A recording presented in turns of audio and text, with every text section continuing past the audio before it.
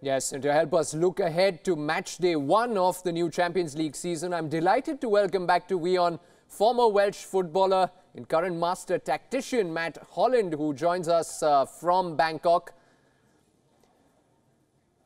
Great to have you on the show, Matt.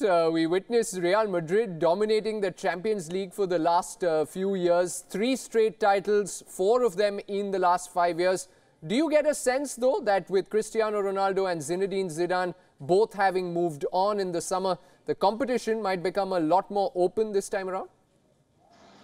Well, first of all, it's nice to be back with you guys. But in answer to your question, I think the competition will be slightly more open. I mean, you know, to be truthful, although Madrid's dominance over the last few years, as we've just spoke about, you know, it's never really that open. You know, you sort of know who the big boys will be there or thereabouts. The only thing I think from Madrid's perspective this year is that the way that they play will be different.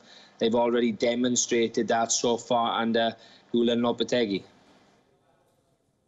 Matty, Real Madrid, of course, begin their campaign on Wednesday, but their arch rivals Barcelona are in action tonight. We tend to look at the Catalan Giants as one of the biggest clubs in world football, but they haven't progressed beyond the quarterfinals of this competition in the last 3 seasons. And it sparked a debate over whether they should perhaps be more Europe-oriented in their outlook. That's what Carlos Puyol thinks, although we've seen Gerard Piqué disagreeing and saying that the league comes first. I mean, obviously the number of games is different, isn't it? Clearly between 2 competitions. You know, the Champions League is stop-start where you play for a few weeks and then, you know, between rounds, etc. You know, there's quite a bit of a break. So, you know, I think it is difficult to just focus mainly on the Champions League. I think to side with Piqué's comment that you have to play in the league, you have to play consistently well, and when you're a top club that they are, they have to continue to keep working week on week and to obviously ensure that their consistency is there with the quality, and then only then that they can transfer this to the Champions League. It's a tough group for Barcelona, though. They open against PSV Eindhoven, but it's the other match in this group, Tottenham versus Inter Milan, that has us really interested. Matty, you saw Spurs show their European pedigree last season. Do you expect them to be much more dangerous this time around, given the experience they would have taken from those matches against Real Madrid and Juventus? Yeah, experience is one thing that they've definitely got more of an abundance of now. Of course, there was also a number of players that were in the England squad in the World Cup, which will benefit them again this year. But, you know, flipping back to Spurs, again, no new recruits. Will that have a positive effect? Will it have an effect that is somewhat slightly negative? Because you're talking about, you know, the most elite competition in world football, arguably, the Champions League. So, you know, will they need more reinforcements in the Champions League than they will in the Premier League? I would like to think so, and they don't have that now. So the other thing is that the impact of Spurs in the Champions League with no changes, it could also go the complete other way. Maybe their form will be better in the Champions League than it will in the league because of the lack of changes. So it really, without, you know, sitting on the fence, I think it will be either one extreme or the other. I don't think it'll be middle of the road for Spurs.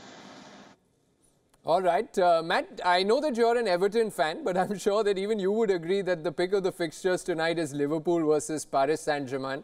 12 months ago, you would probably have been a little scared for Liverpool, given PSG's firepower. But Jurgen Klopp's side look like real title contenders this season, don't they? Even though they perhaps haven't quite hit top gear yet. But, you know, there's obviously a lot of good plaudits for Jurgen Klopp and the way he manages the group. Liverpool are very much rock and roll, which carries on the characteristics of Klopp and the teams, you know, moving from Dortmund with that style of football also. Of course, Mo Salah is a little bit quiet to start this year after that horrific injury that he suffered last season.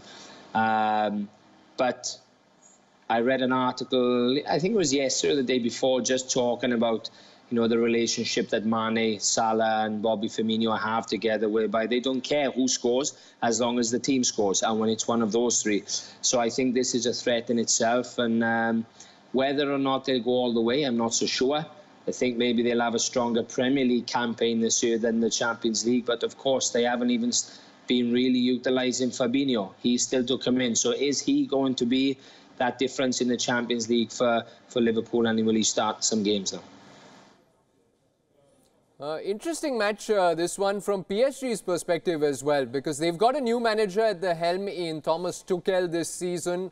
But the task at hand remains the same, you would presume, and that is to make a deep run in Europe. But even with the likes of Mbappe and Neymar, this is a really tough start for them, isn't it? Coming to Anfield, perhaps one of the scariest places to play at as a visiting side. Yeah, of course, it's not going to be easy. Anfield is a very difficult place to go on European nights. We've seen some fantastic results over not just the last 10 years, but you're talking historically for Liverpool. It's always part of their makeup and their history with the European Cups that they've won. So for PSG, they recruited Tuchel. There was 3 or 4 coaches linked to the job, but Tuchel, again, has his plaudits. He's a young coach, he's 45. Had a good grounding at Dortmund, and now he's landed with, potentially the best attacking team in Europe in terms of individual personnel. You're looking at Neymar, an unbelievable player. Too easy for him in France, actually. In most matches are like training games. And then we come to the protege of Kylian Mbappe, who I am very proud to see win the awards that he has, including the World Cup and the individual player awards, because he was my pick at the start of that World Cup to do really well, albeit maybe an easy pick, but he started on absolute fire this year. So I think PSG, very much like other teams that we look at, your Bayern Munich's and Man City, they are very, very strong teams, strong squads within respectively to the domestic league that they have. So I don't think it will be that difficult for PSG in a way, although the normal trip, as I just said, going to Anfield, etc., will still be there, but they have some serious firepower and they can do some damage. Hey, Maddie, finally, I need to ask you about Group A, because that's a tantalizing one too, with Monaco, Atletico Madrid and Borussia Dortmund all pooled together. Tough match for Atletico to start with, away against a vibrant Monaco side, especially since they haven't quite started, in top form in La Liga, despite their impressive recruitment over the summer.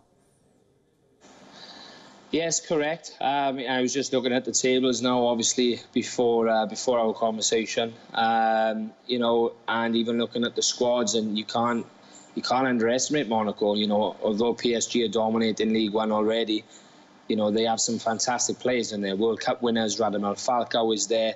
They've signed Golovkin, the Russian, who we surely enjoyed watching during the summer. And they have Jardel, he's a good coach, he's competent. He's got a really good thing going down in the south of France there. So for Atletico, is there one season too many for Simeone? He had an opportunity maybe to move clubs. He's stuck there within, of course, they've got the new stadium, etc. they've played in also. Will that be a factor in this year's Champions League?